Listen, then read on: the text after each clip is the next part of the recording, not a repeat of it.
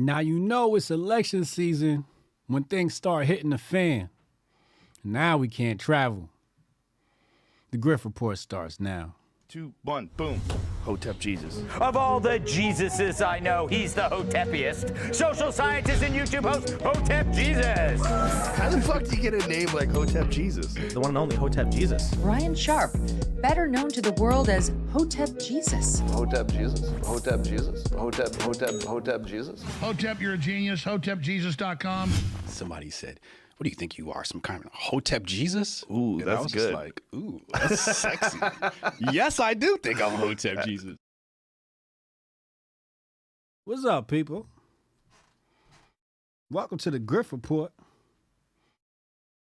I'm your host, the Grift God.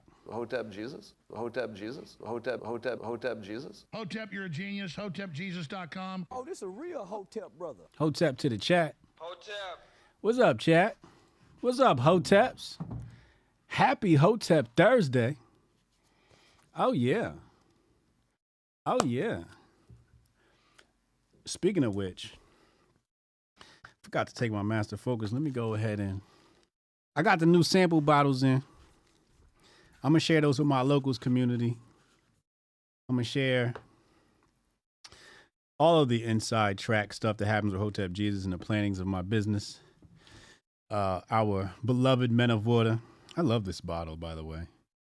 You know, the old bottle that when you saw in the commercial, I hate that bottle. It's going away. We're getting new packaging. If you know anything about marketing, packaging is huge part of marketing. So we're revamping our packaging, revamping the product. We'll be renaming the product, so it will no longer be called Master Focus in the future. And I'll reveal all that information to my locals community. Also, we'll be creating another product, so we'll have two total products. We'll have our mind pill, and the second one I can't tell you because that just wouldn't be fair to our members who I've already disclosed our next product to. Our members on my locals community, hotepjesus.locals.com, and our YouTube members. I put a poll out and asked them to pick what the next product was based upon the formulations that we created, and they picked our next product, and, well, that'll be coming soon. So, I'll reveal that shortly. Hold on a second. Let me take my pills now.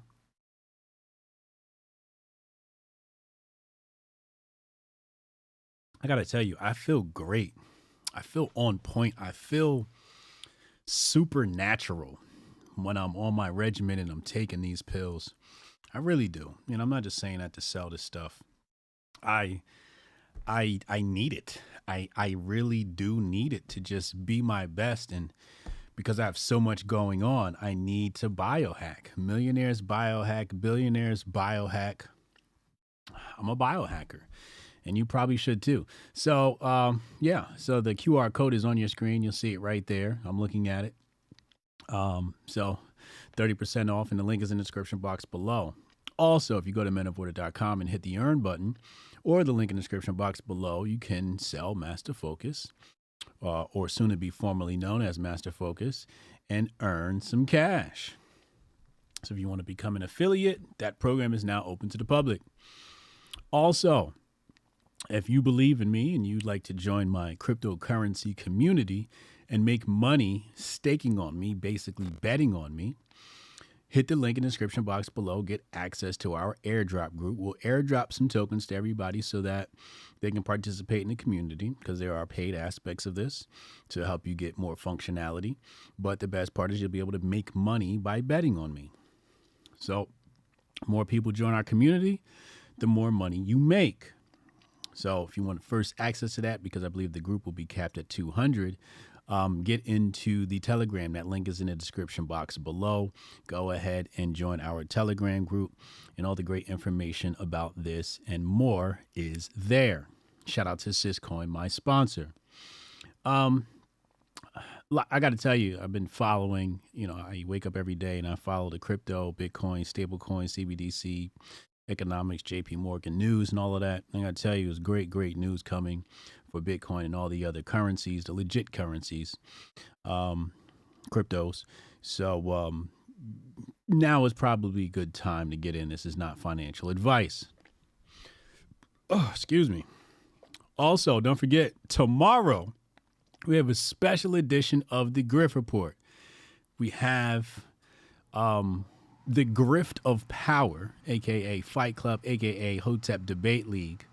The Grift of Power tomorrow. We're going to start off with Mike versus Rudy, or Rudy versus Mike in the prelims at 2 p.m. We're going to start 2 p.m. sharp, prelims. And then after that, we're going to have a debate between Goldstein and Strong Dad. And they'll be talking about should ex-cons be leaders? So it's going to be a fascinating debate. And there's other debate topics for them as well. Waiting on Renee to send me over that thumbnail for the debate tomorrow, and I cannot wait. That is going to be just fireworks, absolute fireworks. All right. With that said, let's go to the Grift Report. So, I was busy doing a bunch of different things for the business today. I posted an article on menoforder.com. Maybe I should bring that up now. Let's pull that up. So I posted this new blog on menoforder.com. You should probably go read it. Fascinating information here. This blog is the 7 benefits of Copycachu. This is one of the ingredients in Men of Order's formulation for Master Focus, soon to be formerly known as.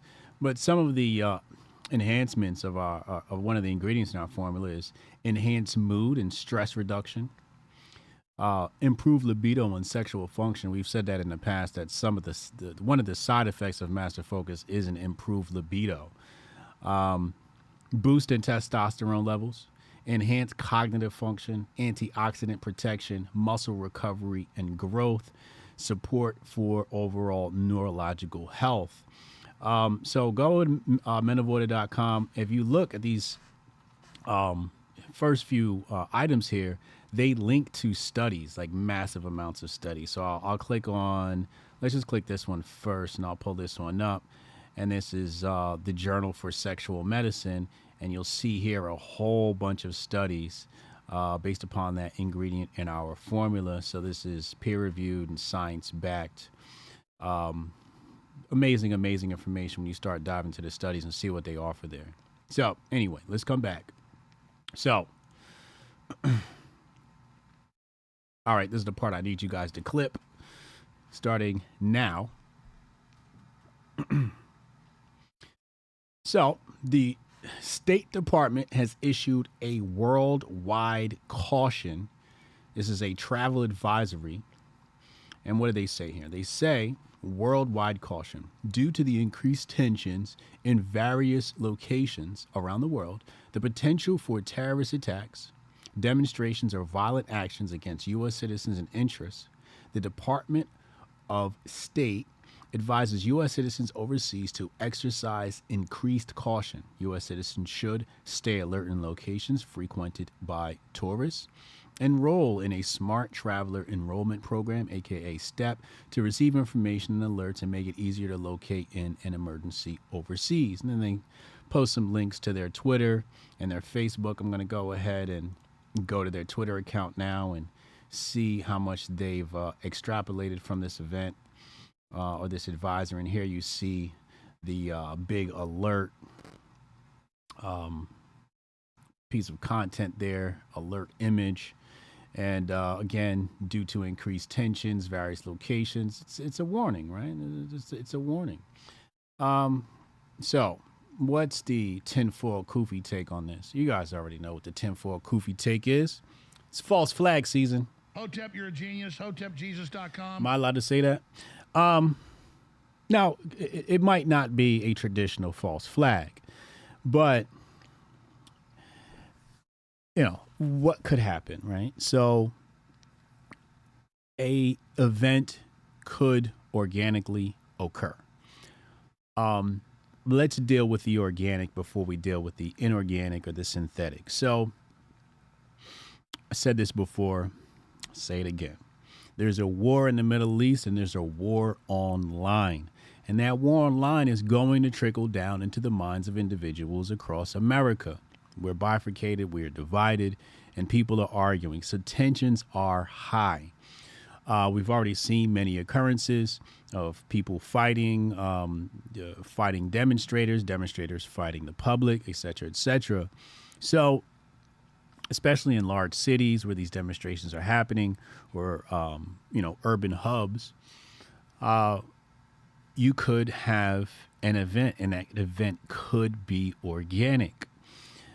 People are arguing, they're fighting, somebody might pull out a firearm, or just people are angry at somebody said something online, or they're angry about the news, or they believe in, supporting Palestine, and they believe in supporting Israel, and they become, citizen vigilantes, and they decide to carry out acts of either terrorism or something sub-terrorist. And, you could become a victim to that. I myself was in Miami this past weekend, and this is a tourist destination. I wasn't afraid, but I was definitely alert, right? And that's what they're asking for here. They're saying, you need to be alert. And I'm definitely on alert. It's election season. Anytime election season, didn't mean to do that. Anytime election season comes around, you just need to be alert. Just because it's election season. Goldstein said this. I've said this. Get low. Get low. You never know what's going to happen, especially when they want to drive people into the voting booth when it's time to head to the polls. So you never know what type of shenanigans the deep state, the Illuminati, the lizard men might pull. You never know. Anything to create a Patriot Act 2.0 or something to that effect, right? You know that people compromise freedom for safety. And it's technically not the right thing to do. Although you do want to preserve your safety, you cannot give it up in lieu of your freedoms. And that's really what this comes down to. And I think we covered this yesterday, the day before, where there were some events overseas. And basically what I said was, don't just look at overseas as being the only place this stuff is going to occur. What happens overseas affects us worldwide, as you can see now. So there's conflict in the Middle East, and because tensions run high and everybody's blood is boiling, it is going to affect America. And we're seeing that right now with this issuance from the State Department, basically saying, look, there is a travel advisory. You might want to be careful traveling. And this is probably the warning shot. Okay, this is the warning, letting you know, get low. Okay.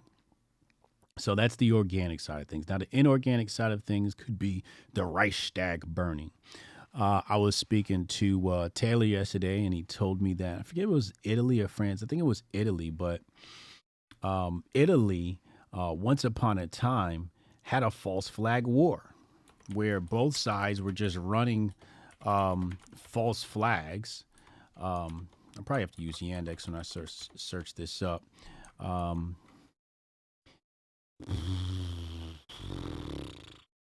Yeah, I'm not going to take time to find it, but basically what he said was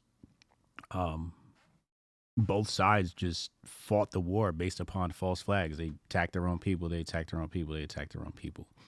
And then also you have the situation where people allow an attack to happen. They know an attack is coming and they allow it. People have speculated this in regards to the Israel-Hamas conflict that sparked off on October 7th.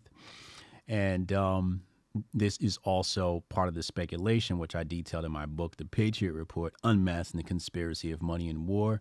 We might as well just go ahead and pull that bad boy up, because I did cover one of the biggest, again, we can't call it literally the false flag situation, but I'm going to go to the Pearl Harbor book, section of the book, and pull this up on your screen here. Give me just a moment. Bing, bong, boom. There it is. Okay. So this is a chapter on Pearl Harbor, page 216 of the Patriot Report. You can get that at HotepJesus.com. Hotep, you're a genius. HotepJesus.com. And here we have General Butler of the Marine Corps, and he says war was largely a matter of money. Bankers lend money to foreign countries, and when they cannot repay, the president sends the Marines to go get it. So most of my chapters begin with some omniscient quote from a reputable source, something that can be researched. And again, there's citations in here where I pull my information from, so it's well sourced. So when we talk about the attack on Pearl Harbor, what we have is the Japanese had this thing called the Purple Machine, right? Which approved on Nazi technology, aka the Enigma machine. And basically, what this does, it just had cryptographic functions, and it basically encrypted their messaging. So, according to the lore, what happened was the United States, during one of their seizures of some sort of marine vessel, got a hold of the code. And it says right here, the U.S. formed the Signals Intelligence Service of April 5th, 1929, headed by a Russian native, William Wolf Frederick Friedman, for cryptologic functions. Him and his team cracked most of the code. In August of 1940. They had replicated the Purple Machine, but the daily keys were discovered by Lieutenant Francis A. Raven. The U.S. was then in possession of Japan's highest security code used during World War II. Okay. So in this book called, written by John T. Flynn, it's called The Roosevelt Myth, and he writes about the interaction between the U.S. Secretary of Navy, Frank Knox, and Admiral J.O. Richardson on October 1940. And that's what this says. It says the first evidence that he intended to go to war came on October 10th when Secretary Knox sent Admiral J.O. Richardson, Commander-in-Chief of the American Fleet in the Pacific. Knox told Richardson that the president wanted him to establish a patrol of the Pacific, a wall of American naval vessels stretched across the Western Pacific in such a way to make it impossible for Japan to reach any of her sources of supply. A blockade of Japan to prevent by force her use of any part of the Pacific Ocean. Richardson protested vigorously. He said that would be an act of war, and besides, we would lose our Navy. Of course, Roosevelt had to abandon it. The president wanted that done as early as October 10th, though, of course, the public knew nothing of this. Yet 3 weeks later, he signed in a speech at Boston, "I say to you, fathers and mothers, I will say it again and again, your boys will not be sent into foreign wars." So here's a president that said we're not going to be sent into war, and what actually happened was they were sent into war. So Admiral Richardson assessed the situation at Pearl Harbor and recommended to Roosevelt that the fleet be withdrawn twice in 1940. His conclusions were his ships were inadequately manned for war, the Hawaiian area was too exposed for fleet training, and the fleet defenses against both air and submarine attacks were far below the required standards of strength. Okay, so let's scroll down to right here. It says a quote here from Henry Stimson's diary, Roosevelt's Secretary of War. It says, "And so we face a delicate question of diplomatic fencing to be done so as to be sure that Japan be put into the wrong and to make the first bad move, overt move," right? So it says, to a congressional committee that investigated Pearl Harbor, Stimson said, "If you know that your enemy is going to strike you, it is not usually wise to wait until he gets the jump on you to take the initiative. In spite of the risk involved, however, in letting the Japanese fire the first shot, we realized that in order to have full support of the American people, it was desirable to make sure the Japanese be the ones to do this, so that there should remain no doubt in anyone's mind as to who were the aggressors. As Stimson recorded at the time, the question was, how should we maneuver them into the position of firing the first shot without allowing too much danger to ourselves?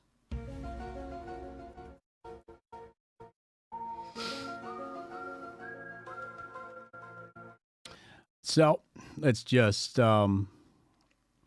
uh, fast forward here a bit. It says on the same day that the Japanese fleet set sail to attack Pearl Harbor, President Roosevelt convened a meeting of the various cabinet officers, Secretary Stimson, Knox, Marshal Admiral Harold R. Stark, Chief of the Naval Operations. Stimson's testimony reads, the president brought up the event that we were likely to be attacked, perhaps as soon as next Monday, for the Japanese are notorious for making an attack without warning. Okay, so the president had some idea there's going to be an attack. In spite of the risk involved, however, in letting the Japanese fire the first shot, we realized that in order to have full support of the American people's desire to make sure that it was desirable to make sure that the Japanese be the ones to do this so that there remains no doubt in anyone's mind who the aggressors were, right? So it says here, Barnes writes, most important of all is the fact that a very prominent American Army intelligence officer in service in the Far East during 1941, whose name I am not yet free to mention, had gained knowledge of the Yamamoto plan to send a task force to attack Pearl Harbor and sent 3 separate messages to Washington revealing this information. And at least 2 of these reached the Army files well before the attack on Pearl Harbor. Now, there are some people that are saying Egypt gave Israel a warning about a potential Hamas attack approximately a week before or somewhere in that time period, but you guys can go do your own research on that. So, Barnes describes how the fighter planes were ordered to park. So here's the part where it gets really, really weird, right? It says, bunching the planes in a circle, wing to wing, where they could not be more easily guarded and protected, but would be helpless in the event of a surprise air attack, as proved to be the case when the Japanese struck on the early morning of December 7th. Experienced military officers like Marshall, Giroux, Bryden, Miles, Arnold, and Adams, and Bundy were all very aware of this. Barnes highlights do-nothing messages to Pearl Harbor. There was no suggestion of an extensive offensive deployment by the Pacific Fleet to the Marshals to restrain Japanese movements toward the Malay Barrier. Commander Hiles has suggested that if the Stimson message to shore on the 27th was a do-don't message, those of Stark to Kimmel on the 27th constituted do-nothing messages, so far as preparing Hawaii for an attack on Pearl Harbor. On November 29th, Stark sent Kimmel another message directing him to take no action under WPL 46 until Japan has committed an overt act, thus matching a similar order sent to Short on the 27th. On November 28th, Admiral F.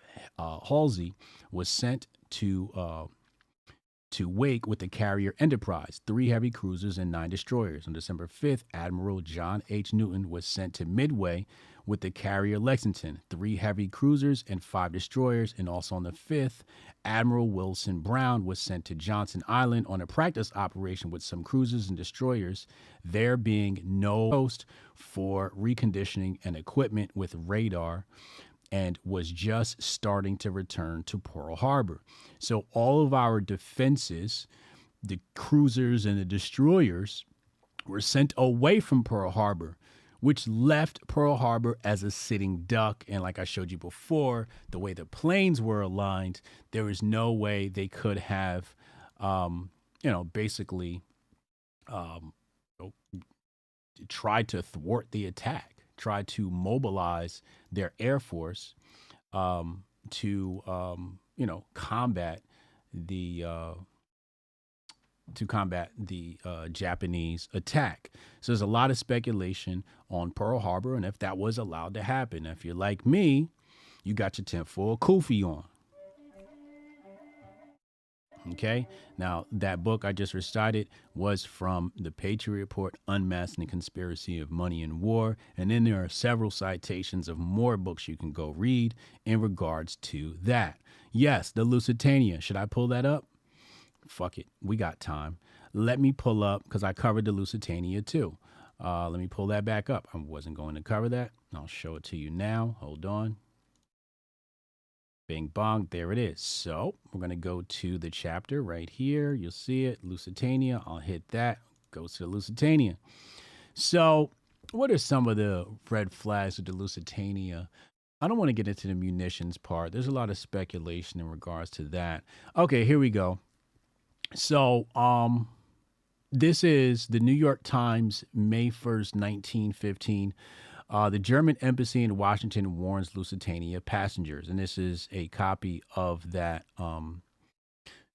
notice in the New York Times, where there again is a travel notice. I'm glad somebody brought up the Lusitania, because this is like a direct correlation considering we're talking about a travel caution. So here is the exact image of that, right? The Lusitania.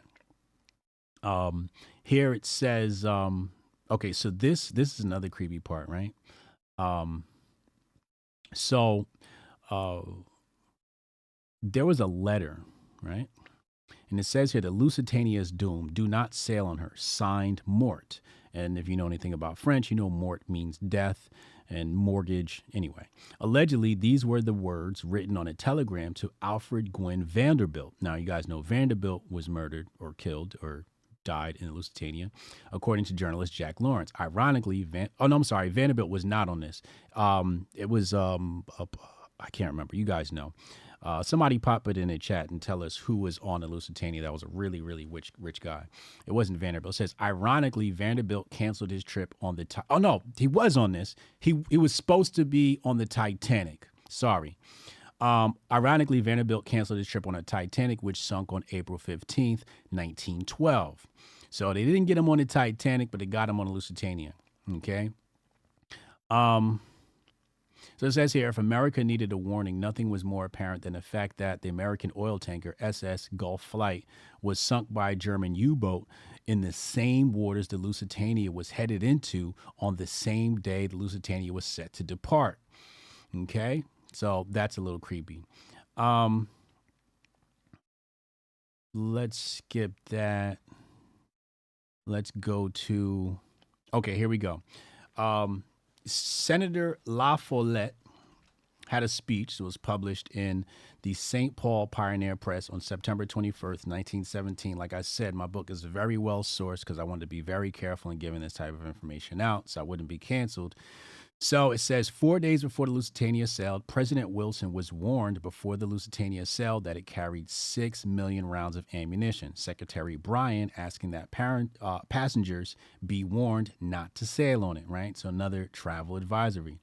On May 7th, Edward Mandell House said to Sir Edward Grey, in reference to the Lusitania potentially being sunk, if this were done, a flame of, now this is a infamous quote right here. If this were done, a flame of indignation would sweep across America, which would in itself probably carry us into war.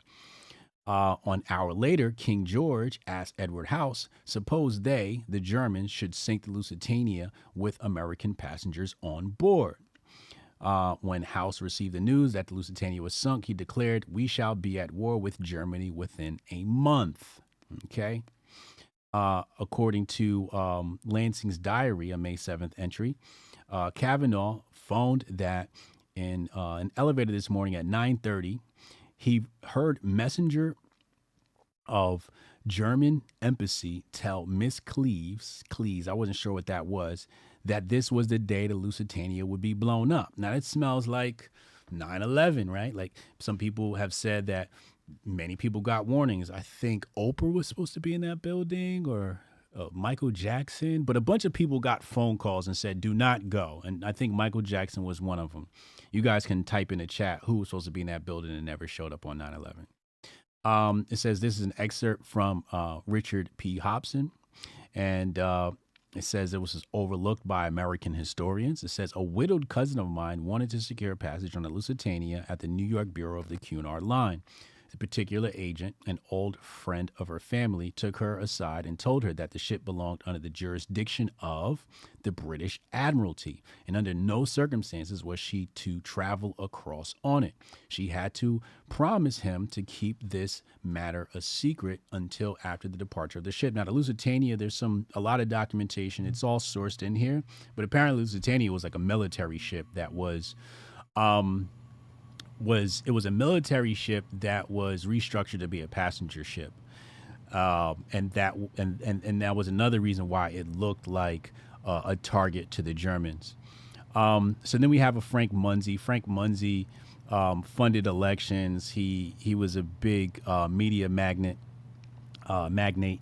And he said Munsey wanted the U.S. to enter the war. His exchange with one of his managing editors, J. Edwin Murphy of the Washington Times, goes, "Has Wilson declared war yet?" "No, Mr. Munsey." "Is he going to?" "I don't think so. He hasn't indicated." "Well, where is he?" "He is out playing golf just now." "My God, send out and go get him right now. Tell him to declare war against Germany at once." All right.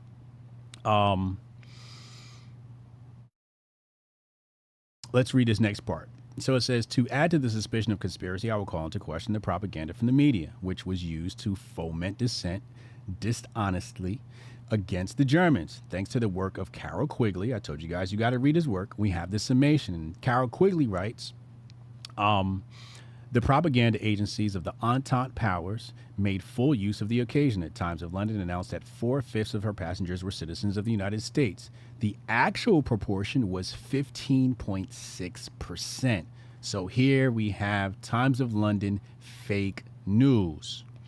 The British manufactured and distributed a medal which they pretended had been awarded to the submarine crew by the German government. A French paper published a picture of crowds in Berlin at the outbreak of war in 1914 as a picture of Germans rejoicing at the news of the sinking Lusitania. So, they show Germans dancing, fake news. They show a medal being given out, fake news. And they wanted to pretend like Germany sunk that ship on purpose. Also, they said that Lusitania was supposed to be unsinkable. So how did it sink? And you can go get the book, and it goes into detail in regards to that. And then here we have E.E. Chadwick to Henry White on May 23rd, 1915. And it says here, I do not think that Lusitania, which was one of the two specially subsidized naval reserve ships, should have been allowed to use our ports. She was loaded, too, with 5,700 cases of ammunition.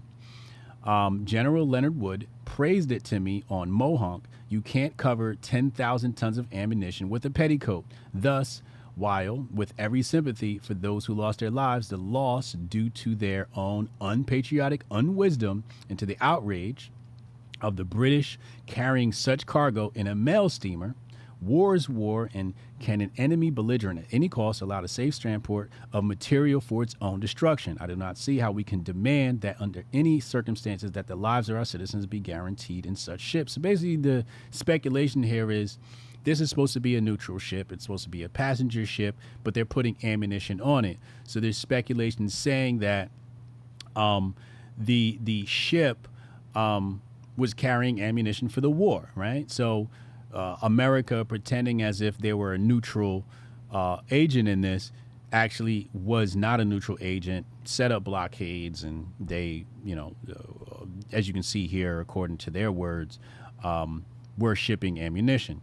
Now, last piece I'll cover on this, it says, inside explosions following the attack might have aided in the work of the destruction, as the ship was understood to have carried a vast quantity of war materials for the Allies, including much ammunition. So again, ammunition on there. It's supposed to be a neutral ship, but they're carrying ammunition. But the Germans actually didn't sink the ship, allegedly. It was due to the amount of explosives on the ship that caused the ship to sink. And you guys can go get a copy of the book, The Patriot Report, Unmasking the Conspiracy of Money and War. Is there something else I want to cover in here? Oh, yeah, let's cover this last part. So there's this thing called Room 40 of the British Admiralty, and they broke the German code, right? Intercepted the U-boat radio signals, and they were able to follow the movements of the German fleet, including the U-boats, right? And according to Rutherford, Room 40 did not relay any messages to the naval bases in Liverpool or Queenstown when they discovered the departure of the U-20, the submarine which sunk the Lusitania. However, they did enact measures to protect other Navy vessels which were set to sail in the same waters. These ships were held in port, given destroyer escort, and diverted to safer routes. So they saved some ships, but not the Lusitania. Okay, well, we should definitely cover J.P. Morgan. So it says, to conclude this section on World War I present evidence of the financial interests which surrounded the war. They mainly focus on J.P. Morgan. I will begin this final section with a quote from Carol Quigley. Carol Quigley, do I want to read that part or should I just jump ahead? Let me see. All right, I'll read the whole thing because it all relates. So Carol Quigley writes, one influence which worked to create and strengthen the Triple Entente was that of the international banking fraternity. These were largely excluded from the German economic development, but had growing links with France and Russia. Prosperous enterprises like the Suez Canal Company, the Rothschild Copper Enterprise, Rio Tinto in Spain, and many newer joint activities in Morocco created numerous unobstructive links, which both preceded and strengthened the Triple Entente. The Rothschilds, close friends of Edward VII and of France, were linked to French investment bank, Banque de Paris et de Pays. I don't know how to say that. Each country suspended the gold standard at the outbreak of the war. This removed the automatic limitation on the supply of paper money. Obviously, my book's about money, so we have to talk about money. Then each bank proceeded to pay for the war by borrowing from the banks. The banks created money, which they lent by merely giving the government a deposit of any size against the government could draw checks. The banks no longer limited in the amount of credit they could create because they no longer had to pay out gold checks on demand. So this is, cause of inflation. We talked about this before, where war equals inflation, a reason to borrow. We talked about this on the Twitter Spaces yesterday with Wendy O. Now let's go to this part. Supreme Court Justice Louis Brandeis referred to J.P. Morgan and Company as the acknowledged leaders of the Allied forces.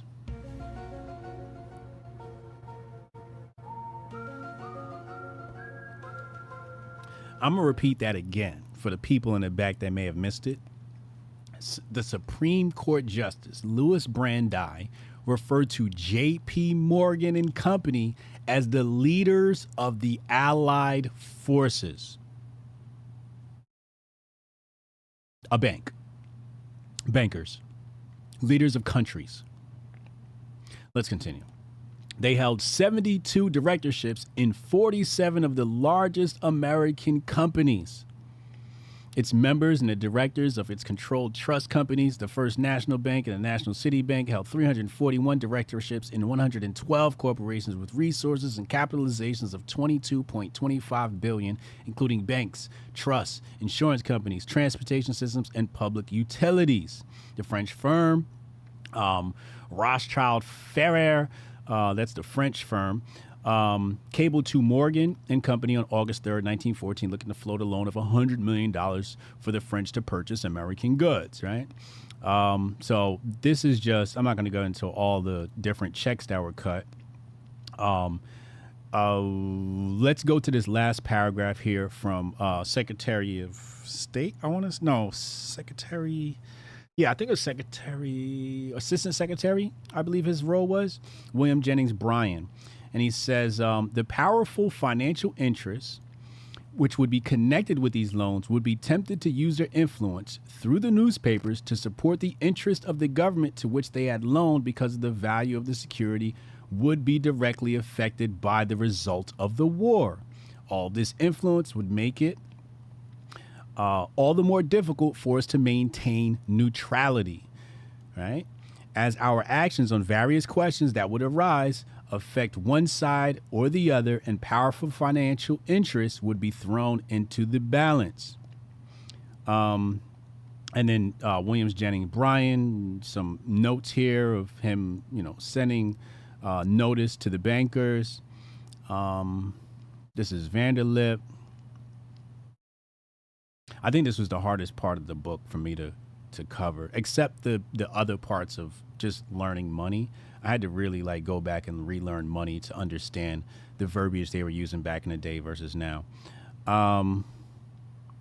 This is about the loophole. So this section here, I'm not going to dive into it, but this section here is about how the money was transferred and the excuses that they used. They found a loophole. Basically, they said, oh, you can't, how did this go again? They said you can't send money to a belligerent nation. And then they found the loophole So it says, under the law creating the Federal Reserve System was expressly provided Federal Reserve Bank should be permitted to buy only the warrants issued by states and municipalities. The financing of foreign governments was advisedly eliminated from the act. Therefore, it was apparent that no bank could make its acceptance eligible for rediscount with the Federal Reserve Bank if the acceptance were made on the account of a foreign government. Where there's a will, there's a way, and thus there was a way found to use the Federal Reserve Banks for the purpose of financing purchases for the allied government. So basically they said, okay, the government can't send the money, but they can, the Federal Reserve, being exempt from all this, can issue money to or lend money to foreign governments. So that was a loophole that they found where it wouldn't come from the Treasury, but it would come from the Federal Reserve. You can go dive into the details, and there's just not enough time to really break that down. And I have to review it to really give you a good succinct thing. Wow, I forgot how long this chapter was on World War I. This is all money. Yeah, this is all the monies here. And this is just showing you a detailed list of the monies, that, how much money went to who, and the negotiations and all that, and so on and so forth. So, clip that, end clip. Travel advisory, right? That's what we're dealing with here. We have a travel advisory. Put that on your screen here. Whoops. Got a travel advisory. There was a travel advisory for Lusitania, and this is just really, really eerie if you studied your history. Leo Faya in the chat said this just shows you how deep these bankers play with the masses. Yeah. Anybody in the chat got my book? Anybody in the chat got my book? Cecil Rhodes designed that one? Yeah. So with this travel advisory, you have to be cautioned. Is there going to be an event here? Is this, because sometimes they'll do a 52 fake out, right? Where there won't be an event, and then they'll say, okay, travel advisory over, and then the event happens, right? So you got to be careful. They're slick. They never really come the same exact way all the time. Pause. Usually they switch it up, keep people on their toes. So you've been warned.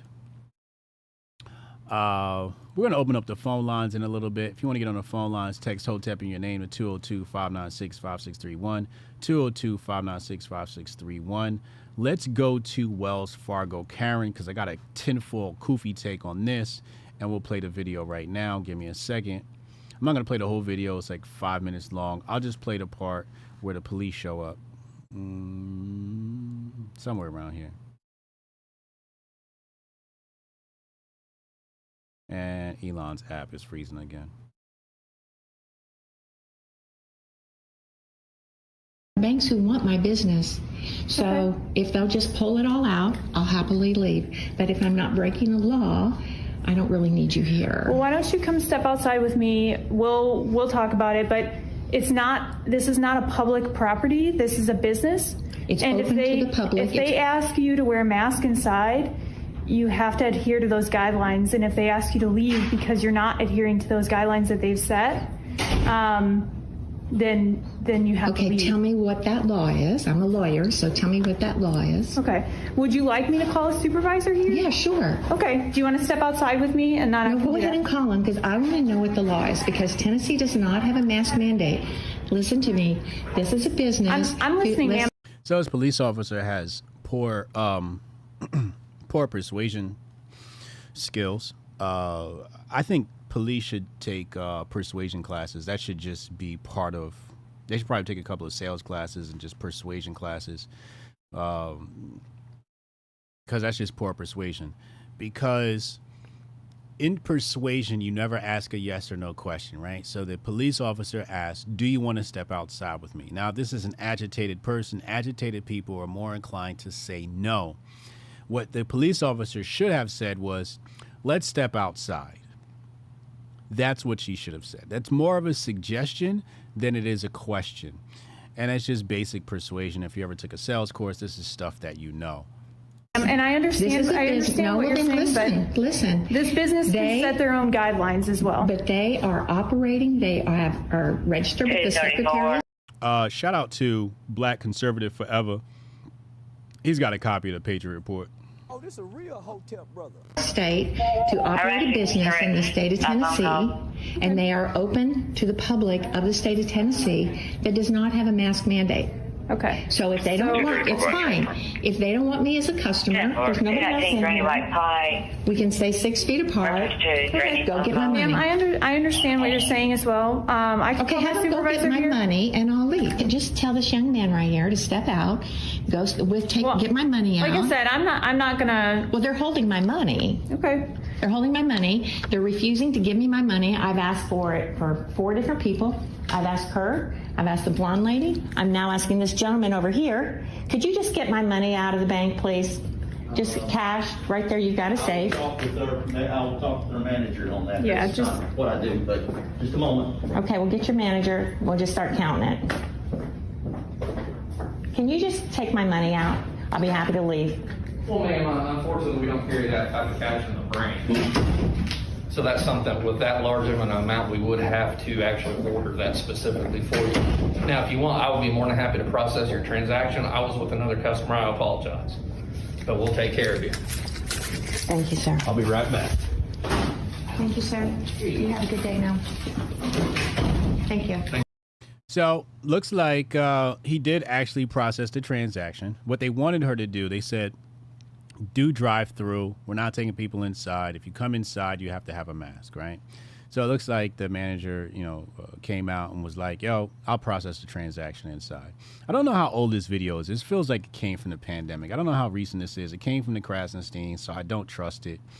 So the fact that it comes out now, depending on how old this is, let me see if anybody in the chat knows how old this is, or in the comments, I should say. Okay, I knew it. So Robbie Starbuck says, this is from March 2021. Connie, the lady in the video, did an awesome job with this. My wife had it out with Wells Fargo, blah, blah, blah, blah, right? So, okay. So again, Hotep Intuition knew this was an old video or just plain old common sense, which all of the Hoteps have. You knew this was old. You knew this was not recent. So why did Ed Krasenstein post this? Why did the Krasenstein brother post this? And this comes back to my conspiracy theory.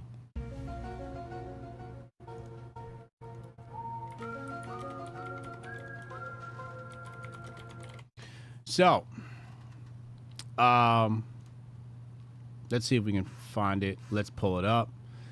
And actually, I don't want to pull up that story. Let's pull this one up. This one's better because it gives a full picture. So I'll put this on the screen right here. Bing bong. And let's close that, lock that in. It says right here, Bank of America closes 21 branches in 1 week, while Wells Fargo shutters 15. Is your local on the list? Now, what have we been talking about over and over again? We've been talking about CBDCs and the elimination of your branch banks, your little bank, your branch location. So my speculation is they're starting to train people to not go into the branch. I saw this happening last year where my bank, certain things I was doing, I was going to the bank for, they said, no, do it remotely. And I'm just like, yeah, it seemed like y'all don't even want me to come to the bank, which I thought was really weird. But now I understand why. They're trying to train people's behavior to not go to the bank anymore. And this is trained behavior to train you, I'm speculating, to learn how to do without your bank, because banks will be eliminated once the CBDC is released, allegedly. So why would Ed Krasenstein post that old video? Obviously, he's a grifter and, he's looking for some viral clips to get his Elon bucks. But what if he's a deep state agent? What if he's an agent of the banking state, that they love to use the useful idiots to convince the public of things? So what I believe, or what I'm speculating, is they want people to start hating their branch banks. This is part of the conditioning to move away from these branch banks, these local banks. So people go, oh my God, Wells Fargo bad, blah, blah, blah, blah, blah, right? Also, training, this is the third part of the speculation, training people on bank runs. They are trying to create bank runs, maybe, or mini bank runs, so that these banks falter. And then they go, hey, we got to do something about this. There's a liquidity problem in the banking sector. Hegelian dialectic. Here's your CBDC. That's what I think this is about. Now, many people do not trust the Krasenstein brothers. I definitely don't trust them. I don't trust them, especially now after posting this old-ass video from 2 years ago. Why? Why? It's beyond grifting, I believe. It's about eliminating branch banks. That's my speculation. And this was trending this morning. I'm like, why are people talking about this? And that's when it hit me. There's some CBDC nonsense afoot. On a lighter note, or before we get to this stuff on a lighter note, look at this. Somebody just posted this. 6 hours next gen robotic weapon system. This thing is like a mini autonomous tank. You see this thing? It's like a mini autonomous tank. Now I tell people, ChatGPT is not your enemy. This is your enemy. When they create RoboCop, that is what you need to be afraid of. Okay. So again, do your own research, and share your research with me. Now let's go to something on a brighter note. I don't know what the hell this is, but I'm about to bring it up on the screen and y'all can tell me what's going on. This is wild. All right, let's play.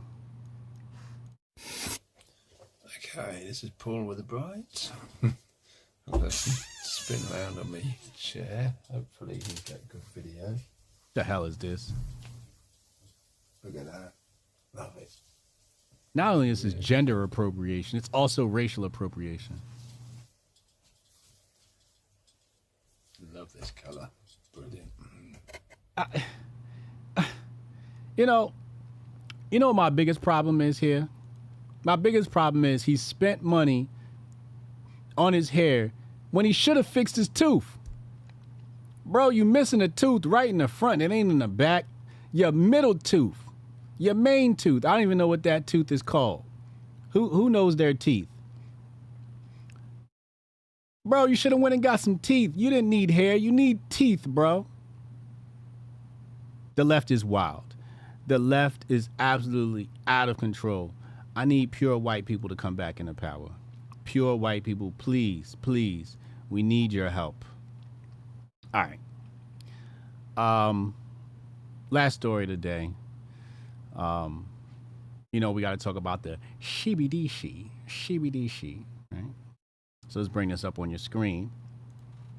This is our Syscoin CBDC update of the day. Wait, I just lost it. What am I doing? Okay, here we go. Bing. All right, so HSBC released a job posting for a business analyst focused on digital assets and their custody. The job is located in Hong Kong under the Digital Business Services Division, which serves the entire HSBC group. One crucial qualification, experience in leading a production-scale digital asset custody product, aka a CBDC.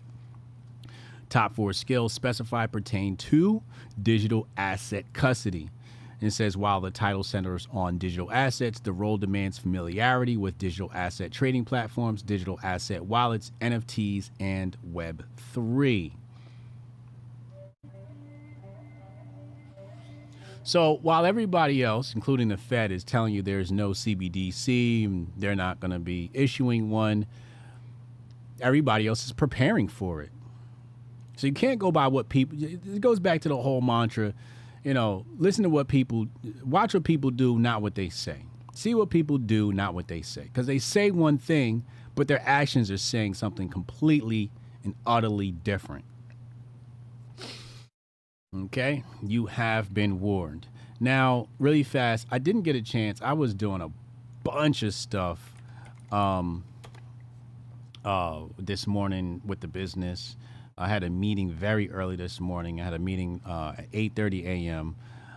In regards to our business Men of Water. We're hiring somebody. So working with all of that, I didn't get a chance to do my AI update. Wait, what is this? So one thing people are using AI for is competitive analysis, which is very interesting. What else is going on here? Oh, let's pull this up. This looks interesting. And then what is this? Okay. Okay, OpenAI is partnered with the UAE for the G42. So they're using AI for their meeting. Let's pull up this story, though. Put this on your screen in just a second. Square's new AI features include website and restaurant menu generation. Wow. Wow. So it says here, this is a valuable tool in particular for new restaurant sellers who don't have or aren't ready to upload a menu during onboarding. With Menu Generator, restaurants can now create a full menu on Square with the flexibility to come back and change or update that menu later after they finish other setup tasks. This gives them or any business looking to expand their food and drink offerings valuable momentum when launching operations on Square. So, you know how tedious of a job it is to take a restaurant's menu, especially if you have a Chinese food menu. You know, Chinese food menu's got 1,001 items. You basically just, you know, scan it and then the AI will just put it on the website for you. All of our AI generated content is offered as suggestions to sellers. So again, remember I told you AI is coming. It's here. Everybody's going to be implementing this. Everybody. You know, any business not implementing AI is going to be left in the past. I'm trying to figure out how Men of Water is going to implement AI. I don't know how, but at some point we're going to have AI on the website to help you pick the right product for your needs or something to that effect.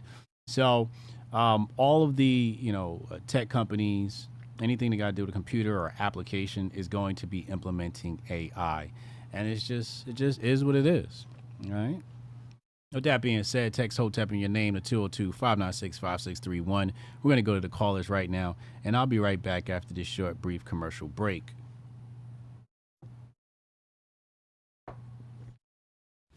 Yeah, I can try to get that handled for you. Again, it's only my second day, so if you can give me a second. How am I supposed to do this?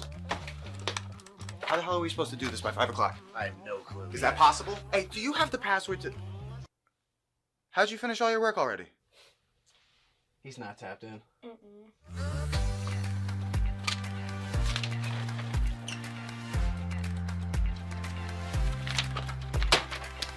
How'd you get that done so quick? They think they're gonna be able to budget that? It's money. That's money right there. You understand? You guys finished your work 6 hours early? He's not tapped in.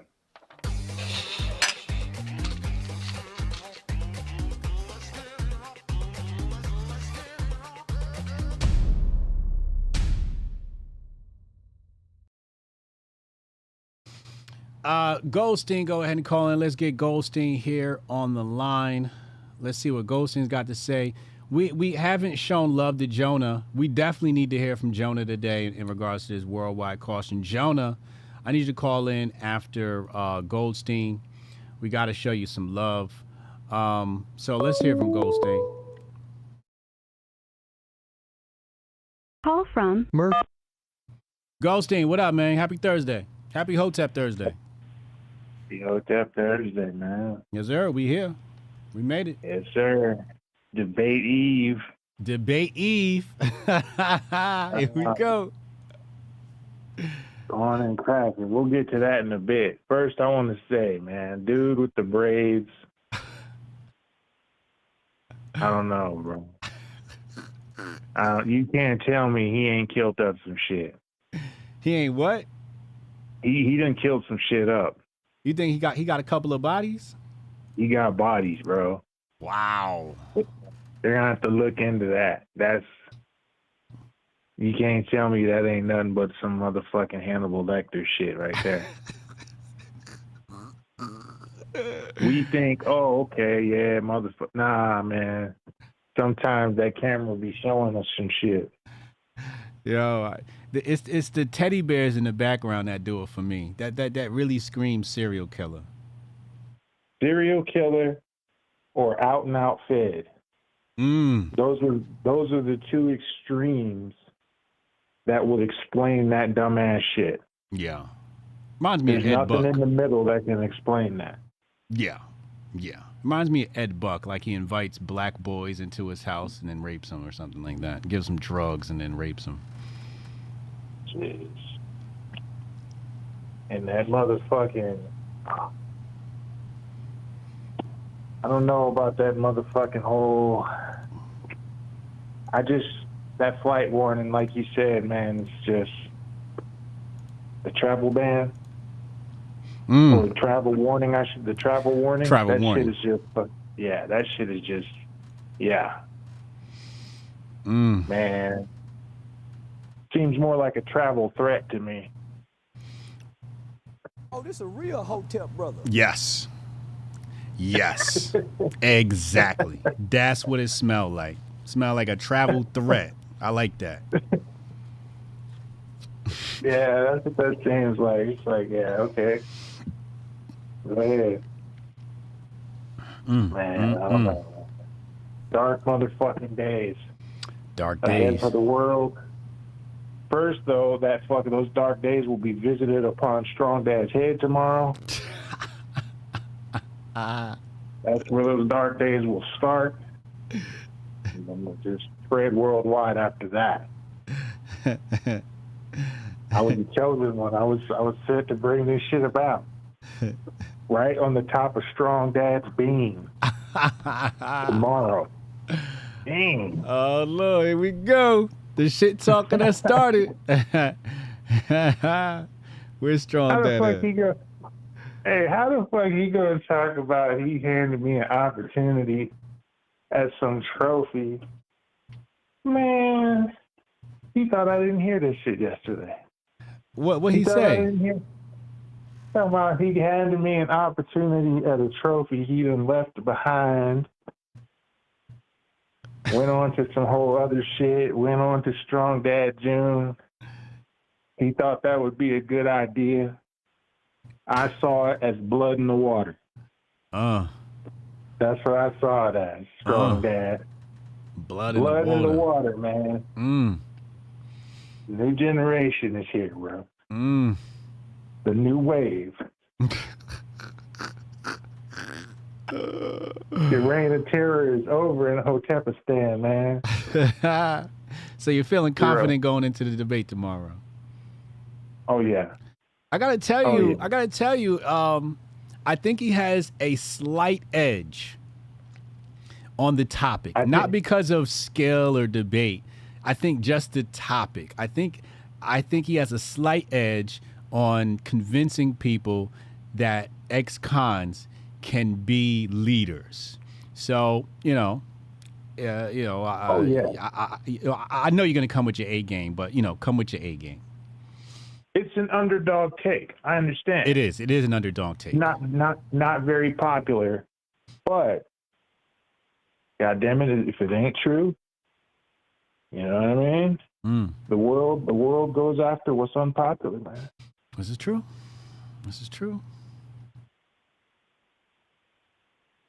But yeah, I'm ready for him. He ain't really got much time left at all. He ain't really got much time left at all. I hope he's doing his research, because he's going to need research to beat you. Rhetoric is not going to win this debate. Only thing that could win the debate for him is research. That's it. That's the only thing that's going to work. I got the market cornered on that too. Oh man.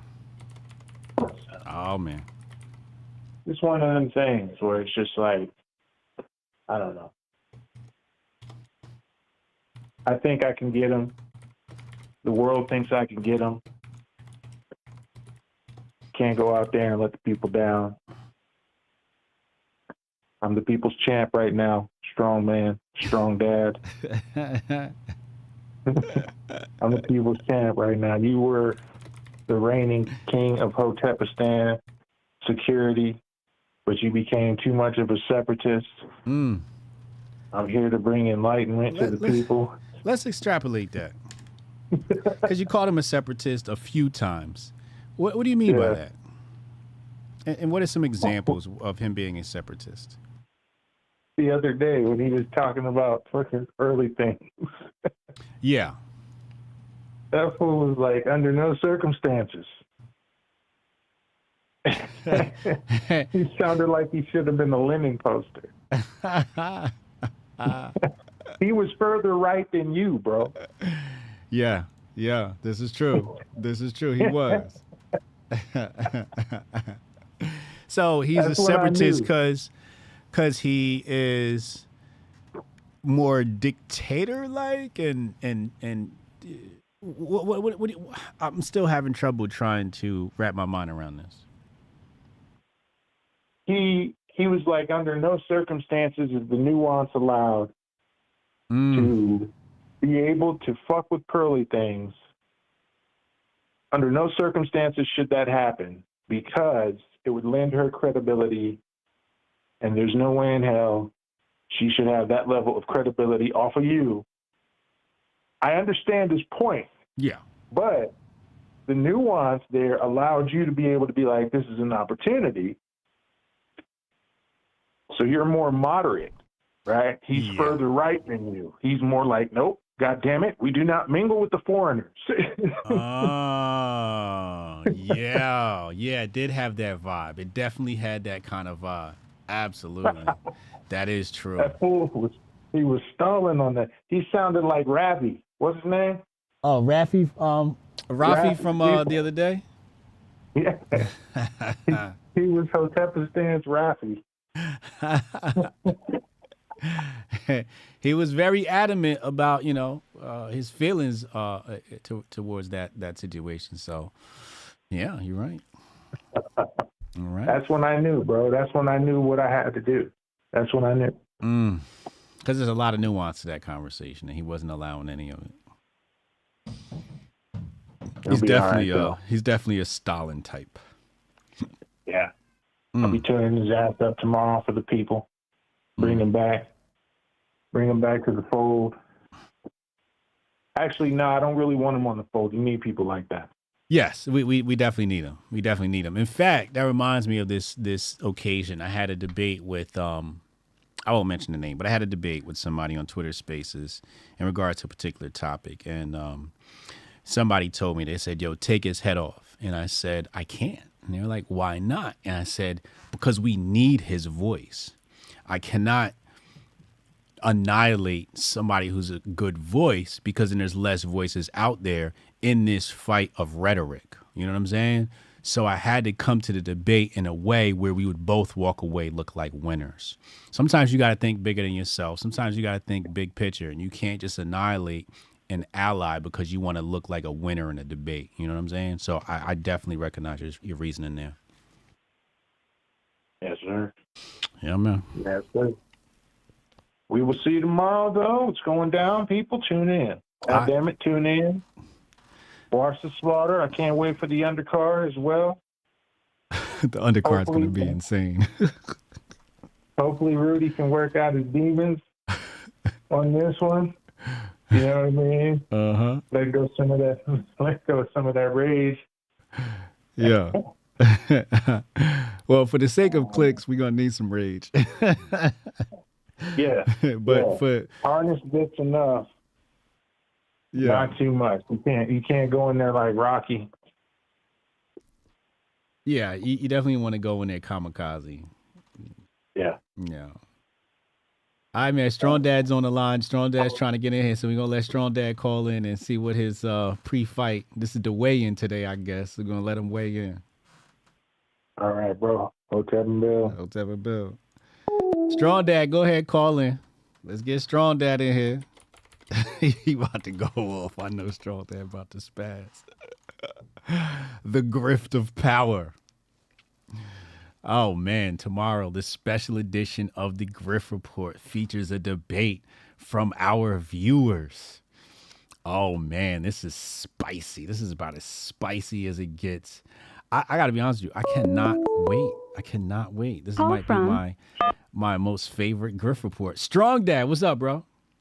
What's cracking? What's good? What's good with him? Oh man, just chilling, priming this drywall, getting this work done. Doing real man's work.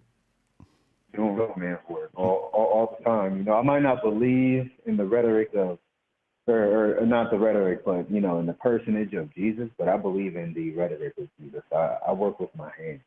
Yes. And I feel like I come to earth when I do that. Anyway, You're recession proof in that way. That's what my dad taught me. It's one of the best lessons he ever taught me. Yep. Yeah. If you can work with your hands, you're recession proof. It's always gonna be somebody that needs some fixing. That's right. That's right.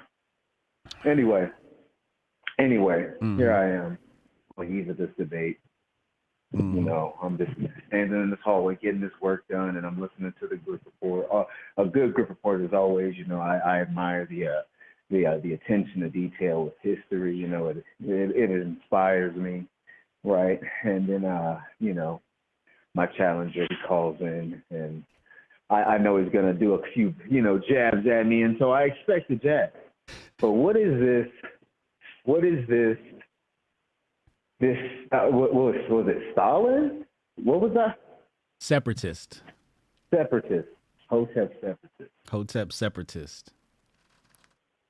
Listen here.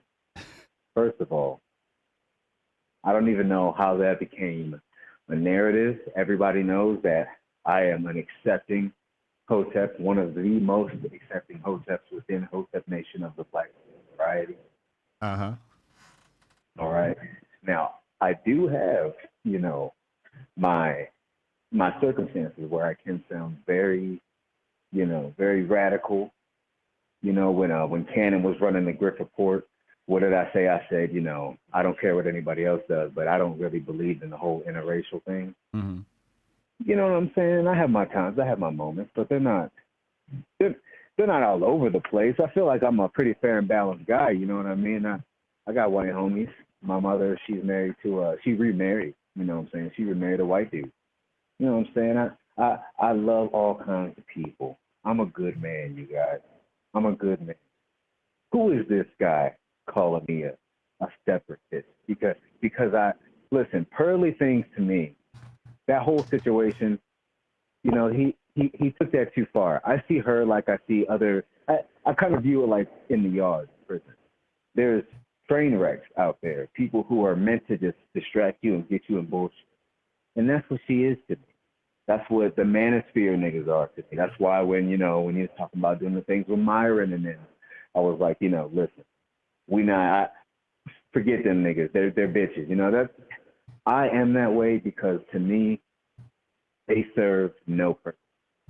And if that makes me a separatist, then so be it. So be it. I will accept that title. You know what I mean? There might be. I don't have a reign of terror in Hotepistan. I am. Yeah, at all. I'm a teacher. I'm an observer. I'm a bulletin board. Sometimes if people need to say something, get it off their chest, they can come to me. I am these things in Hotepistan. I am your neighborhood friend. Well, I think that what the argument came down to about being a separatist was in regard to the fact that you didn't allow any nuance. You said under no circumstances should there be any interaction with pearly things, and you were not willing to see any nuance in that. Is the premise behind all of this? No, and I think that just comes down to something small as I didn't see a victory, others saw a victory. Sometimes you can capture or not capture a hill that isn't consequential to the battle. Mm-hmm. And so that's kind of how I saw it. If others were like, I kind of see the reasoning for it, then, I'm not going to pull any hairs about it. I'm going to be like, all right, well, we got it. We got it or we didn't get it. Yeah. That's kind of how I am. But you know how Goldstein is?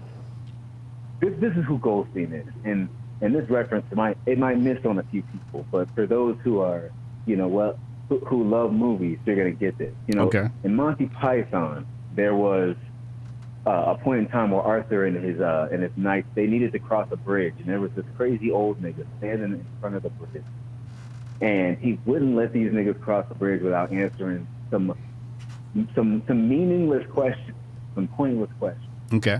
some riddles, okay, and that's who Goldstein is trying to be right now. He's trying to be the riddle master at the beginning of Hotepistan, at the bridge to Hotepistan.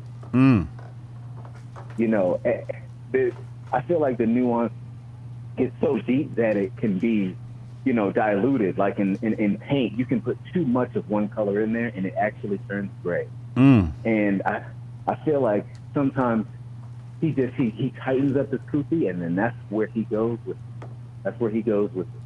And we don't have to be like, everybody doesn't have to be an insurgent, even if they have insurgent abilities or qualities, or, you know, they could be an insurgent all in action but not knowledge. But that doesn't make it a kufi take. And our kufi can be so tight that we might see it as, I just feel like that these are normal things, normal occurrences, and the wheel of time is what it is. So, you know, I'm going to try to come fair and balanced. And as far as the felons in power, I mean, come on, man. We would be some of the best leaders on the battlefield. Don't give him no ammo. Don't give him nothing to aim at. Don't give him nothing to aim at.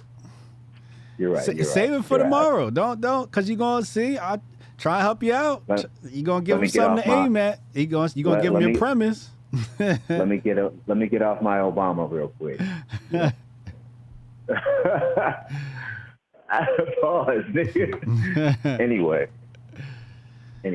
I look forward to this. You know what I'm saying? It's gonna be cool to have a little conversation.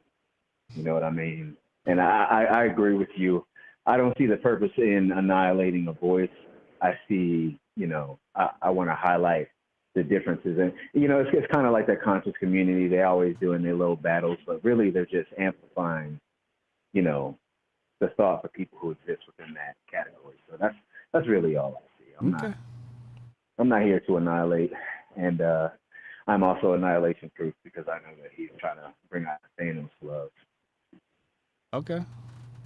All right, make sure your technology is working tomorrow. All the phones or whatever you're going to be using is charged up. Your internet's connected to a strong connection. And look out for that Zoom link. So when the debate starts tomorrow, everybody's ready. All right? Hey, man. Y'all take it easy. All right, drink your water tonight. Hotep and Bill. Wait. Rudy, call in. Rudy's one of our prelim debaters. He's a undercard fighter in tomorrow's debate, the Grift of Power. Undercard. Shout out to Rudy. Rudy, go ahead and call in. Let me text him and let him know. We got a couple of more callers in today. I want to hear from Jonah. We've been missing Jonah past couple of days because of time constraints. But I do want to hear from Jonah. Jonah, go ahead. Rudy, go ahead and call in. We're going to get Rudy on the line here. Hold on. Let me fix this up on your screen. Here we go. Call from Rudy the Vet. Rudy, what's up, bro? What's going on, brother? Life is good. Life How is you good. doing? I'm good. How you doing? Welcome to the weigh-ins. Well, is this the weigh-in? Today's the weigh-ins before the fight. This is the press conference. This is the pre-fight press conference. This is the pre-fight press conference. Yep. What's good? What's good with you, man? Life is good. Life is good. I'm not even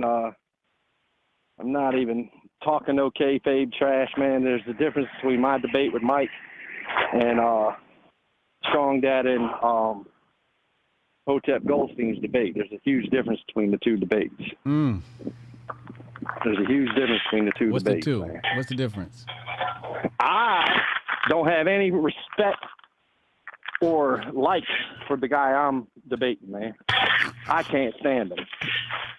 And he can call up and show his little fucking show his little ass, and make his little comments, call me a dumb Southern hick, tell me he can beat me in a debate with cashews and fucking pistachios. But in reality, in the world, I don't like that dude, man. I don't like that dude. I don't like dudes with his style. I don't like dudes with his moxie. So there's a big difference between the two debates, man. It's definitely some bad blood between you two. Oh yeah, I mean, I don't like the dude, man. I don't like the dude's character. I don't like his moxie. I don't like nothing about him, man. So there's a difference between a respectful conversation between two people who are like-minded, and then what me and Mike are gonna have to go through tomorrow. Yes. But I'm gonna try to keep the rage to a minimum, man. There ain't no point in standing there, man. Okay. Nothing I could do to him. Nothing I could do to him through a phone. Nothing I could do to him through a phone. So yeah. I'm gonna be as calm as I can be. But there's a big difference between the two debates, man. Those are two dudes that like each other, man. You know what I'm saying? Yes. Those are two dudes who respect in the each long other. run. Yeah, but I am laughing my ass off that Strong Dad brought up Monty Python and said that Goldstein's the gatekeeper that asked the questions, dude. That was fucking hilarious, man. That was hilarious on so many levels, dude. Have you ever seen the movie, man? Have you ever seen Monty? I've never seen Oh, it. you got to see Monty Python and the Holy Grail. Okay. And you got to see the dude who asked the crazy questions. And then it'll make you laugh, man. Okay. It'll make you laugh, dude. It'll make you laugh. But that's all I got, man. I'm not here to pop shit, talk shit. It is what it is. There's just a difference between the two debates, man. Yeah. You know what I'm saying? Yeah. Their debate is, like you said, two people coming together to have a cordial conversation. Yeah. Now, I don't know what Mike's feelings are. You know, he tried to play it. I ain't got no hate in my heart. Well, I'm going to tell you what, Mike. I'm a nasty-ass Italian. I got plenty of hate in my fucking heart. So, you know, there's a big difference, man. Big difference. Gonna be some I tried of to keep it kayfabe. I tried to keep it fun in the beginning when we first talked about this. And then the dude called up and tried to make a mockery of my whole entire lifestyle. You know, it wasn't about, you know, some friendly jokes or nothing. It was just straight up mocking my entire lifestyle and who I am. So, you know, he crossed the red line. And that's why he said, another time he called out, he said, he never apologized. I'm not going to fucking apologize. I'm a fucking man. I stand on what I said. I'm not going to fucking apologize if I don't feel like I was wrong.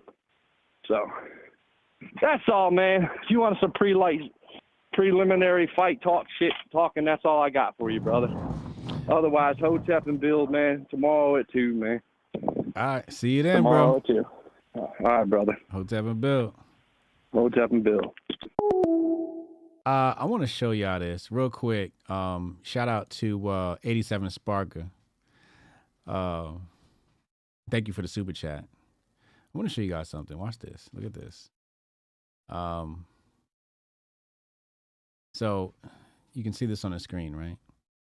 New style of spam I've never seen before. And it's got these images of senators. This one has an image of Ukraine. And it's from obscure accounts, right? Like this one is from an account called Nicholas Kavanaugh, 0 following, 9 followers, right? And this appeared underneath my promo for today's video. Here's another one, obscure account. But Elon shows the URL. And then the URL here is like 9k980k.gmailster.com. And this seems like some sort of phishing scam. I'm not going to click on the link because I want to be safe, but I just wanted to warn everybody. Like even this one, look at this.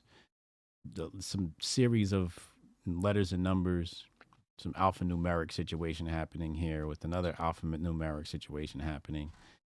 And they're using the recent news to get people to click through, and who knows what happens when you click these links, but I ain't going to be clicking them. I just wanted to issue that warning to you guys. Look out for that. So I hid those posts and I blocked those accounts, but I did want to show that to you. All right, let's get to our next caller. Dizzler, go ahead and call in. Dizzler, let's talk to Dizzler. Dizzler, where you at, bro? Let me get Dizzler on the line here.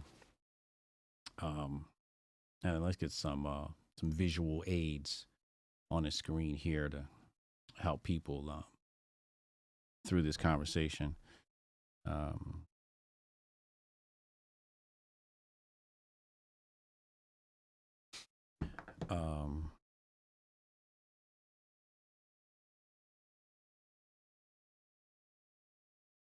Dizla calling. Who else? Tari calling. Dizla and Ohio Tep calling. Let's hear from you guys. You guys can go ahead and call in. Here we go. Call from Disler.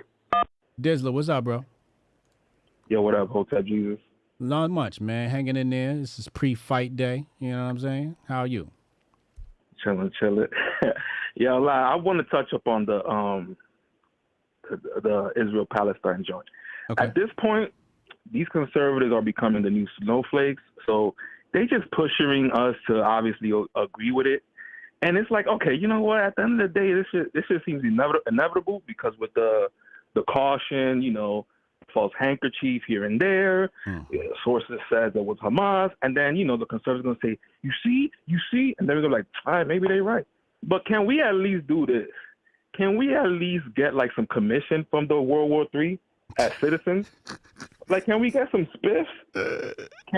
Can we build some Six Flags in Israel and the Golan Heights, some strip clubs? You know, let's Americanize it because what we gonna get in? You know what I'm saying? Like, this is ridiculous. You want some kickbacks?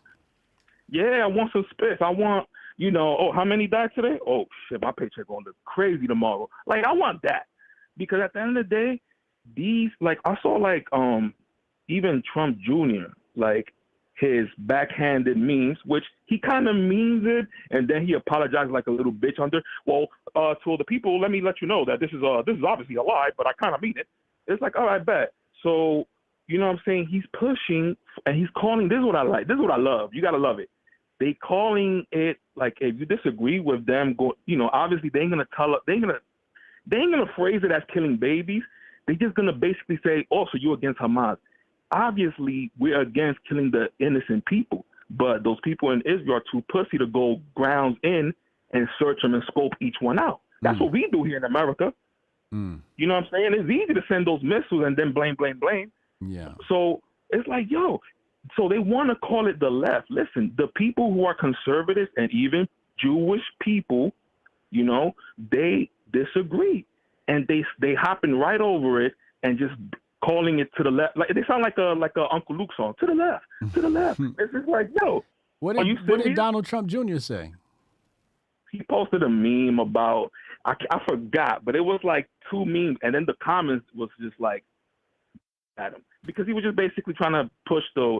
Oh no, he put like a picture of a cartoon saying about Hamas using the pipes and then something like that, and it's just like, bro, we get it. You want us to say yeah, that's what it is, and this is why they should have never gave us the internet because back in the days we couldn't comment under the TV. You know what I'm saying? You just gotta say that shit to your people in your house. Like, man, this is bullshit. That's it. You can't comment. You can't buy the newspaper, comment under it, and and have other people see it. Nah, it's over. It's a new day. So they realize like that, and it's probably making me think that America is going like, I know we in debt, but I know like it must be something crazier because the way they pushing war, and to the obvious we don't need it. And they still kind of pushing it. And all these mainstream conservative accounts, you could tell, like, yo, are they getting an envelope under the table because they know they're better than this. The same thing we all used to agree on AOC. But these people are looking like the right AOC. And I hate that I'm using left and right because at the end of the day, it's bigger than that right now. You know what I'm saying? We're going to continue saying the left and the right until shit gets real here. And then they ain't going to care about left, right. Oh, you think they're going to come at us and we're going to be like, no, not me. I'm on the left. They don't care. Right. You know what I'm saying? So it's just ridiculous. Is this the meme I got on the screen now? Says every Generation X kid watching the news right now? Nah, don't tell me he deleted it. It's the one that it shows a dude in a bicycle, like a little cartoon in the bicycle. A cartoon on the bike? Nah, that's not him. Yeah. Is it on Twitter? Oh, no, on Instagram. Oh, on his Instagram. Okay. Let me go to the gram. Let me try and find it. Hold on a second. Let's type in Trump Jr. Let's see what we got here. All right, Yo, and after that, I would like you to Google one Bible verse real quick, and that's all. Okay. Let's put this on the screen. I found it. You should see it on the screen now. And it says Hamas, and then it says uses water pipes to build missiles, murders 1,300 Jews, kidnaps and rapes women, burns babies. And then it says, why don't we have water when he falls down? That's the one you're talking about, right? Yeah. And it's just a little like, it's not like he says, let's kill babies, but he posted it right after all that thing was brewing. It's just like, bro, we don't even need that. Like, look where your head is at. You know what I mean? Saying he's fanning the flames. Yeah. And it's just like, it's crazy how, I don't know if it's like they care more. It's almost becoming a little racy thing because it's like that, but you know what I'm saying? Like, how come, listen, when I saw, first of all, I can't even see any pictures of the Jewish babies, and maybe there are, so let's keep it real, because the one that, the burnt turkey that Ben Shapiro posted, that wasn't it. You know what I'm saying? But I had a scroll on Twitter of Palestinian kids, and they were making facial expressions that I never seen babies do. Like, that was horrific. But then again, can you look up the Bible verse Psalms 137 and just read like from 4 to 9? It's just real quick. So it's in the Bible of how these people were getting down. When I say these people, Psalms what? Psalms 137. All right, let's see what we got here.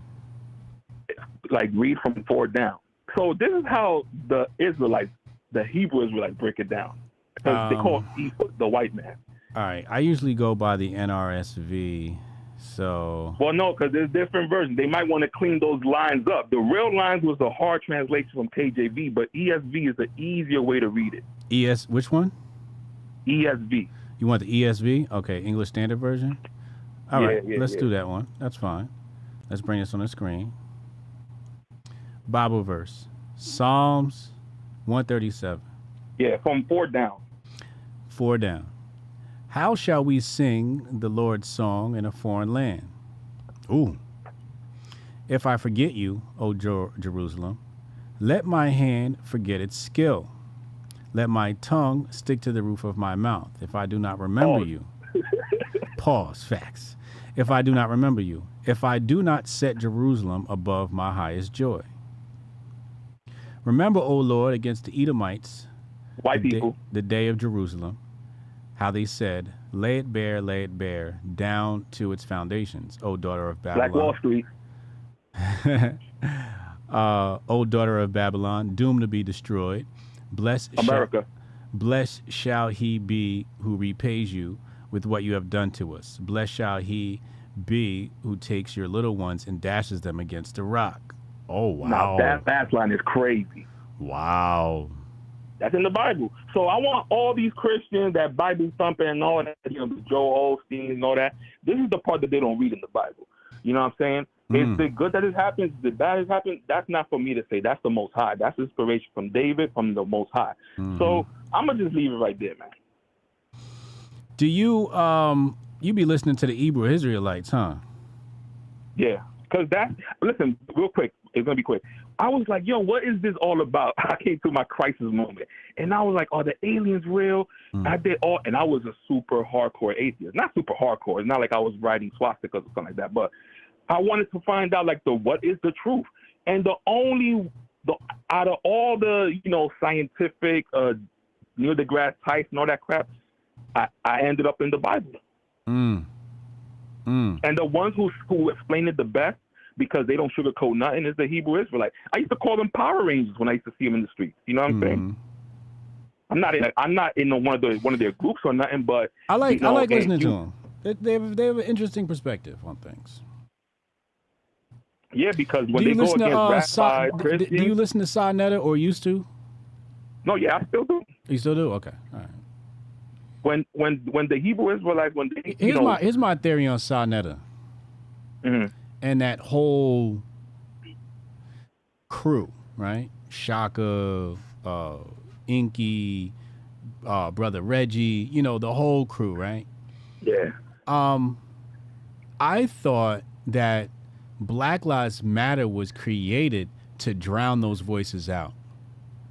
Because, I mean, you got to think about the trajectory of Sa Neter and that debate league. It was going up. Like, its peak was Black Lives Matter. Like, pre-Black Lives Matter was the peak of Sa Neter's platform. Black News 102, whatever. That was its peak. And it seemed like when Black Lives Matter came about, Sa Neter fell off. And that's when you got the demonization of Hoteps, et cetera, et cetera. They had they had beef in between too. Like that messed it up. Well, yeah, definitely that. Right. But I think the biggest impact was Black Lives Matter. Because people stopped paying attention to that type of media and went to, leftist black thought, right? Transgender, pronouns, and then the demonization of that type of thought. Because prior to Black Lives Matter, we didn't really have demonization of the Hotep school of thought, conscious thought. We didn't have that. And then it became a caricature over and over again in various pieces of media, that feature Issa Rae and the rest of them. No, you make a good point. You know what I'm saying? Like what happened with young Fargo was one of the saddest things ever, man. Like that kind of scared me a little bit because I was like, damn, this is somebody that came out from the nowhere, got his money through his people. You know what I'm saying? And look how he ended up, like a crackhead or something like that. I was like, what's going on? Is that was like the FBI dart that they hit him in the neck? Yeah, you know what I'm saying? Like, FBI took him out. It makes me go there. And that's like, that's sad, man. Did you see my interview with the recent one with young Fargo earlier this year? I definitely saw it, but I don't remember. Like, okay, yeah. It was kind of wild. He was different. He was different. Yeah, you can just tell. It's just like when somebody comes out of drugs and they still say cornball shit that you'd be like, okay, you could tell like he's coming out of it or maybe still in it. You know what I mean? Yeah, it seemed like some agency got to him, got to his family members and got people to turn against him. He does seem like a victim of, some three-letter agency. It definitely, you could definitely make a case for it, I'll say. It's kind of scary too, because it's like, damn, like that's why I don't show my face on my avatar, none of that. And I know people be like, we don't take phone calls from people with no avatar, but it's just like, I want to be able to go to Target and nobody recognize me. Because at the end of the day, these people will build you up and break you down. Then you look crazy. People asking you for pictures and shit, you looking crazy. You know what I mean? Like, you gotta protect yourself too. Gotta protect your neck. Thanks a lot, man. Have a good one. I appreciate the call, bro. Hotep and Bill. Mike, calling. Go ahead, Mike. Let's talk to Mike. I love talking to the Hotep brothers. They always come with a fresh, interesting perspective. Yeah, it's not on Patreon. It's on my locals. My young Pharaoh interview is on locals. HotepJesus.locals.com. 87 Sparker, thank you for the super chat, said, should have a look at Sumerians. That's where the Jews, Christians got their religion. Okay.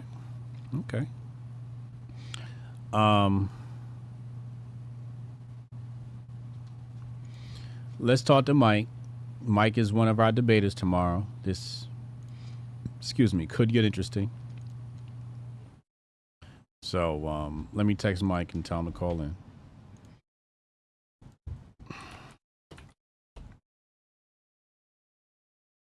Mike, go ahead and call in. Let's talk to Mike. Hey, 87 Sparker, thank you so much for the super chat. You are appreciated.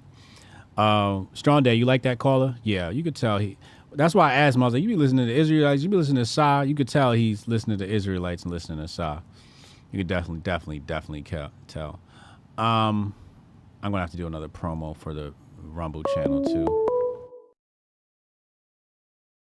Call from Mike. What's up, man? Good afternoon, HJ. What up, Hotep Nation? How y'all feeling? Welcome to the Grift of Power press conference. What's happening, bro? Absolutely. Sorry, man, I'm driving right now. Can you hear me? I can hear you. Sorry, man.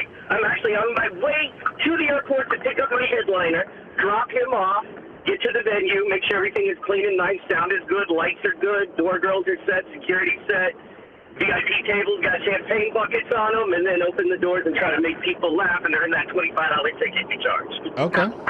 Nice. So yeah, so forgive me for not being in fully the mix today, but it's a big one. Yeah, man, I'm very excited. To do this. I feel kind of bad for Rudy. Just taking it hook, line, and sinker. As you can tell, I'm the heel, and I know I came in playing the heel. That's what we needed in this, was a heel, somebody to light up the chat that you hate, and I can handle that role, because, nobody builds me up or tears me down. I'm excited. I have had to deal with an unfair amount of vitriol and hate to get here, and that's fair. I've never had it easy, and I don't expect it to be easy. So, from death threats to threatening my wife to being muted in the chat to being called every name in the book to the man literally saying, I'm not interested in having an intelligent debate with this man. I just want to hurt him, and I can't hurt him like I'd like to over the phone, while bragging about being a felon. And that's the guy you say, love you, Rudy, too. So I'm the guy out here by myself getting hated on, coming with valid points, coming with intelligent ideas. I'm training, I'm reading, I'm studying, and I'm ready to go. I'm glad to hear it. Welcome to the weigh-ins. I mean, it's like I got the ref telling me he loves the other guy more, and that's okay.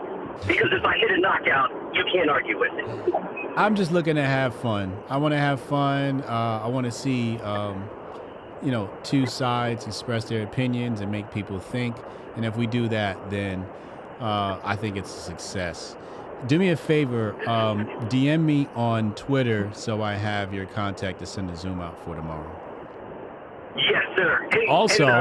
Also, we're in the middle of organizing Grifties Live, which we're going to do at the Comedy Dojo here in New Jersey.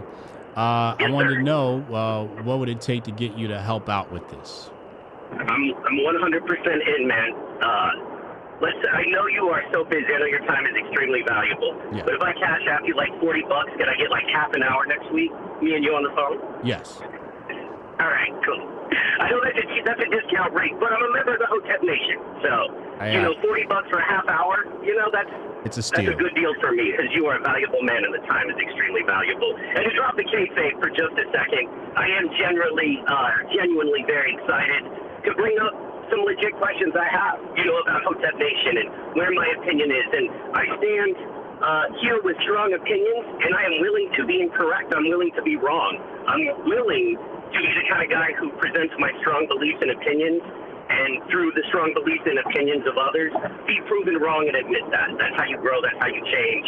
Honestly, that's how I came to Hotep Nation. Yes. That's why I quit doing the stuff I was doing on the right-hand side of things, because it's funny. A lot of people are far left, then they go far right, then they see it's the same game all the way around. And all we really got is each other. So, yeah. Yeah.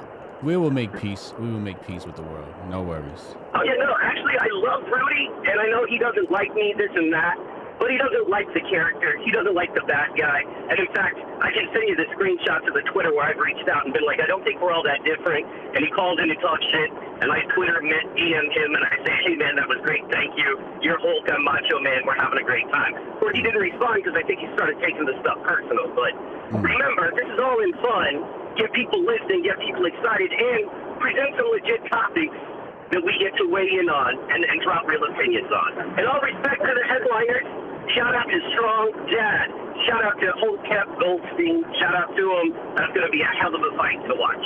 Yes, it is. It's going to be one hell of a fight. Yes, sir. So, God bless y'all. Wish me luck if you feel good about me.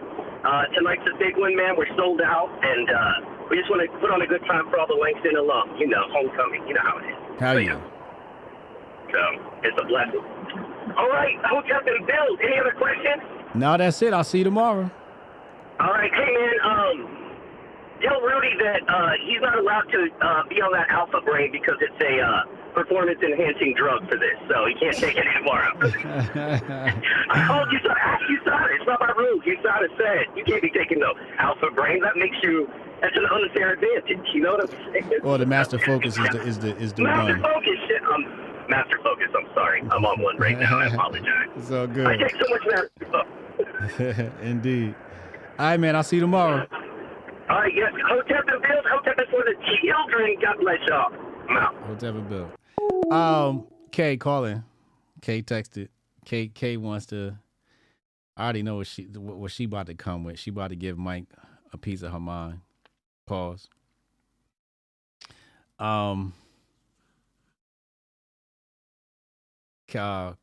Chaos Ronin said tomorrow is gonna be spicy and occasionally awkward. Yeah, it's gonna be an interesting one. You're definitely gonna want to be here tomorrow. And matter of fact, in the meantime, hit the like button, hit the subscribe button if you're not subscribed. I know most of you are. Go ahead, hit that like button right now. Let's help the rank up. Is that her? No, that's Ohio Tep. I'm gonna get to Ohio Tep first. Ohio Tep, what's up, bro? Yo. Heard you mention those autonomous tanks, man. Oh yeah, you saw that, right? Yeah, man. And I ain't even got too much time, but I just wanted to drop this real quick. That's what I was telling you. You're exactly right. You don't have to worry about it when they start using the weapons. Remember I told you that Horizon Zero Dawn game? Yeah. They had it right on the money, right? Mm-hmm. Robots controlled by AI. They wanted to make one of them uncrackable. And what happened? It went rogue. They couldn't crack it anymore. Yeah. And it just destroyed the world.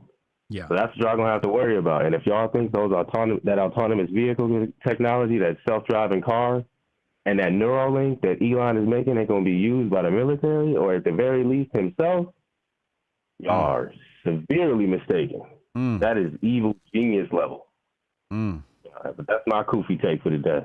I appreciate that. Hotep and Bill.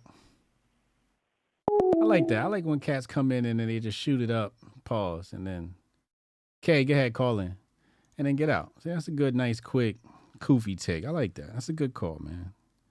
It's a good call, man. Let's get Kay in here. Kay is going to give Mike a piece of her mind. Kay is going to be our last caller. I don't think Jonah's watching today. Jonah might be mad at me because I haven't gotten to his phone calls in the past few days because of time restraints. But I'm sure he'll be back. We'll talk to him. Why somebody? Ronan just tagged me in a Lawrence Southern video. This video was generated in Unreal Engine. Oh, wow. Call from. Kay, what's going on, love? What's up? What up? So I'm just glad about these fights, these, debates, with everything being sponsored by Men of Order. Everybody go check that out. And Master Focus, brought to you by Men of Order. We need more strong men and less on estrogen mimickers. Ones that want to talk shit about women. Okay, we need strong men. So I am very excited and I'm very happy about these debates going on. Go Rudy. Go Strong Dad. Go Goldstein. And I'm excited to see what happens. Are you? I am too. Yeah, I am. Yeah, I'm very excited. Because if I have to jump in last minute, I will. Uh-oh. Oh, boy. Uh-huh. But that's all I wanted to say. Love you, Hotep Nation. Hotep and Build. Adios. Quick and punchy. I love it. Let's put this on your screen. Last thing we're going to talk about, then I'm going to get out of here. Take my kids to swim class. Look at this. Lauren Southern posted this. Right? It says here, this video was generated in Unreal Engine. It's crucial to understand what fifth generation warfare looks like. Social engineering and misinformation is the name of the game. So it's a very, very convincing video here. And it looks like whoever's controlling the mouse there is manipulating the smoke. Or the fire / smoke. It's very interesting how responsive that fire is to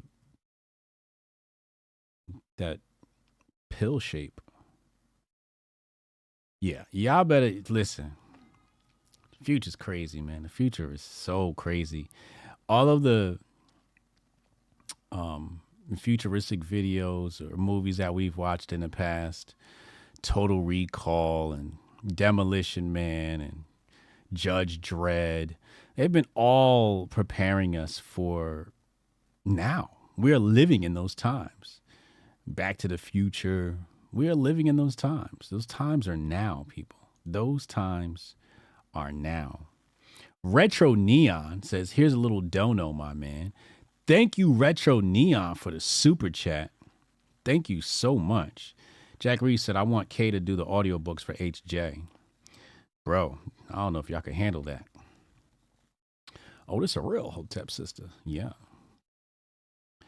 So yeah, Retro Neon, 87 Sparker, thank you very much for the super chats and supporting the channel today. I do appreciate you. Last clip tonight, we're going to be here with Uncle Hotep. Let's pull this up. Hold on a second. Got some footage of Uncle Hotep. I'm going to put it on the screen here. Here he is. Uncle Hotep. When Massa say spin, Uncle Hotep say how many times. And here he is performing for Massa. See the pog next to him? That's how you know it's Uncle Hotep, because he got the pog next to him. Even the pog is cooning. They're taking me to court tonight for my actions against Pearly Things. So tune in for another great edition of Hotep's Been Told You tonight at 8 p.m. Eastern Time with Uncle Hotep. Until then, Hotep and Bill, and I'll see you later.